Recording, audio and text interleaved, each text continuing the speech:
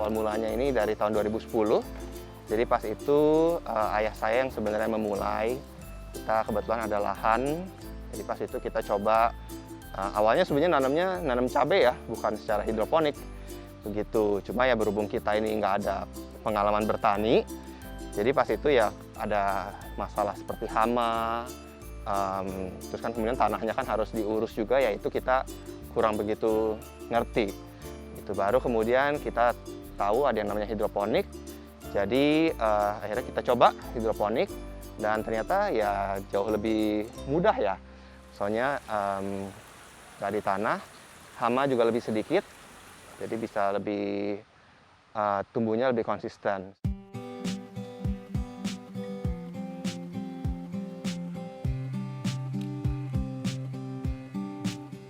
Jadi ya kalau misalnya kita hidroponik ini kan sebenarnya kan pekerjaan-pekerjaan kayak mengolah tanah, kemudian mungkin kayak ngebersihin rumput liar, seperti itu kan sudah tidak ada ya.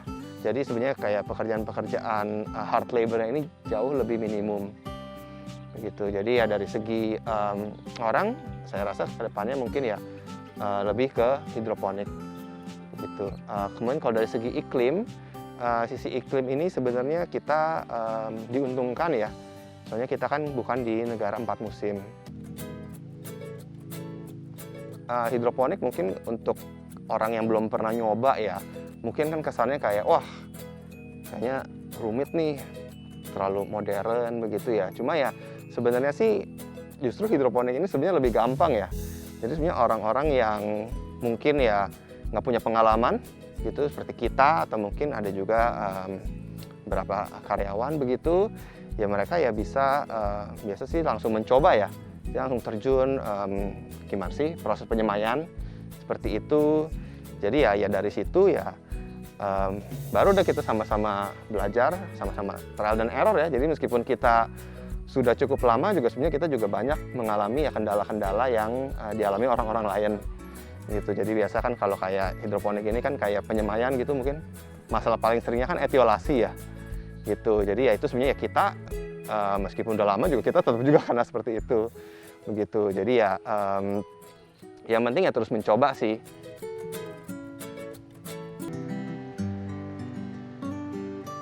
Nah, sekarang saya mau coba ulas tentang gimana caranya perbanyakan tomat ya, perbanyakan tanaman tomat melalui stek daun ketiak. Nah ini jadi secara vegetatif. Simpan dulu ya ini. Nah ini nanti yang kita perbanyak itu ininya. Kan biasanya itu perbanyakan tomat pakai benih ya, biji gitu. Itu secara generatif. Nah kalau ini kita di sini biasa pakai, selain pakai biji kita bisa juga pakai dari sini cabang daun ketiak. Cabang daun ketiak itu maksudnya yang gimana? Yang begini. Ini kan batang. Ini batang nih dari bawah ke sini ke arah atas gitu. Nah ini kemudian cabang. Nah di antara keduanya akan tumbuh cabang lain gitu. Cabang ini namanya cabang ketiak gitu. Ini. Jadi nanti kita petik kemudian ditanam. Jadilah tanaman tomat baru gitu. Sekarang langsung aja kita praktikin. Nah gini. Jadi alat yang kita gunain ya ini gunting stek ya, atau gunting ranting, atau apalah namanya itu biasanya disebut ya. Nah ini kita potong sampai sebatas ini. Nah pada dasarnya cabang ketiak ini sering dianggap cabangnya nggak produktif, jadi biasanya dipetik kemudian dibuang gitu. Nah kalau kita di sini di Jerry Farm biasanya kita petik kemudian ditanam lagi jadi tanaman tomat baru. Jadi kan ya hal yang nggak produktif atau katakanlah limbah bisa jadi produktif dengan ya perbanyak, ternyata bisa jadi tanaman baru gitu. Jadi nggak perlu beli benih baru. Setelah kita petik cabang ketiaknya, kita tanam di, kalau kita di sini pakainya rockwool. Jadi rockwool ini kan media tanam buat hidroponik ya, karena kita basicnya hidroponik di Jerry Farm. Jadi ya pakainya rockwool. Nah udah biarin aja gini, nanti di hari ketiga biasanya tumbuh akar. Tumbuh bakal akar gitu, akar kecil, nanti kemudian di umur sekitar 10 hari itu siap dipindah tanam, akarnya udah lebat. Nah cukup aja simpan di sini, begini, di tray semai. Hidroponik termasuk salah satu yang ramah lingkungan ya. Satu, soalnya kita pemakaian airnya ini jauh lebih hemat. Airnya ini kan sirkulasi ya. Seperti itu kita menggunakan sistem NFT. Jadi itu airnya disirkulasi, jadi tidak ada air yang terbuang. Kalau misalnya kayak di tanah kan mungkin kalau kita siram begitu ya, kan airnya kan ngerembes gitu aja ya.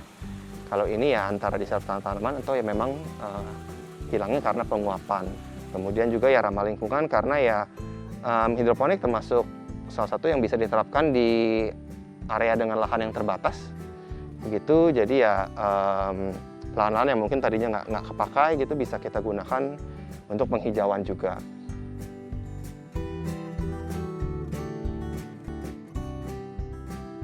Saya harap ya kedepannya mungkin ya urban farming bisa jauh lebih umum ya begitu. Jujur ya semenjak pandemi ini sebenarnya banyak juga orang yang tertarik ya, mungkin karena di rumah aja jadi mereka mencari kesibukan seperti itu. Jadi ya harapannya ya mungkin lebih banyak orang yang mau mencoba sih untuk melakukan urban farming ini. Jadi ketahanan pangan ya tentunya kadang ya demi kesehatan juga ya, orang ini mencari hobi, kemudian juga ya sayuran ditanam bisa lebih sehat juga.